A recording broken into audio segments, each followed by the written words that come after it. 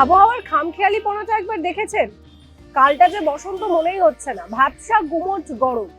সকাল থেকেই রীতিমতন এত পরিমাণে ঘাম দিচ্ছে যে জামা কাপড় ভিজে যাওয়ার জোগাড়। বেলা যত বাড়বে ততই এই গরমের যে দাপট সেই দাপট বাড়বে। তবে এরই মাঝে স্বস্তির বার্তা দিচ্ছে আলিপুর আবহাওয়া দপ্তর।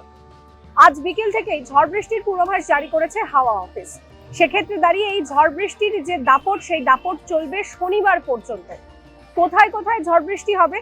দক্ষিণবঙ্গের ক্ষেত্রে যেটা দেখা যাচ্ছে যে শহর কলকাতা, এছাড়াও উত্তর চব্বিশ পরগনা, দক্ষিণ চব্বিশ পরগনা, হুগলি, বাঁকুড়া, পশ্চিম মেদিনীপুর, ঝাড়গ্রাম, এই সমস্ত জায়গায় কিন্তু আজ বিকেল থেকেই ঝড় বৃষ্টির পূর্বাভাসের কথা বলছে আলিপুর আবহাওয়া দপ্তর। সেক্ষেত্রে দাঁড়িয়ে কোথাও কোথাও 30 থেকে 40 কিলোমিটার গতিবেগে দমকা ঝোড়ো হাওয়া বইবে।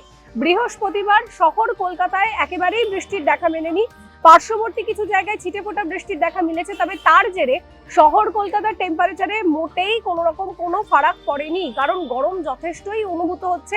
প্রায় 35 ডিগ্রি সেলসিয়াসের কাছাকাছি এই মুহূর্তে টেম্পারেচার রয়েছে।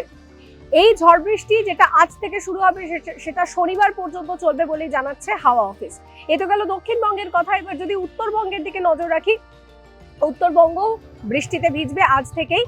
উত্তরবঙ্গের ক্ষেত্রে দার্জিলিং, জলপাইগুড়ি, আলিপুরদুয়ার, কোচবিহার, কালিম্পং, এই সমস্ত জায়গায় ঝড় বৃষ্টির ব্যাপকতা বাড়বে। অন্যান্য জায়গায় উত্তরবঙ্গের যে বাদবাকি যে জায়গাগুলো রয়েছে সেইখানেও বৃষ্টি হবে। তবে এই জায়গা যে উপরের দিকের যে 5 জেলা রয়েছে সেখানে বৃষ্টির ব্যাপকতা বেশ কিছুটা বেশি থাকবে। বেশ বৃষ্টির দাপট শনিবার পর্যন্ত চলবে এবং উত্তরবঙ্গের জলপাইগুড়ির ক্ষেত্রে শিলাবৃষ্টির পূর্বাভাস জারি করেছে আলিপুর আবহাওয়া দপ্তর। সেক্ষেত্রে দাঁড়িয়ে প্রশ্ন হচ্ছে যে কেন এই ঝড় বৃষ্টি?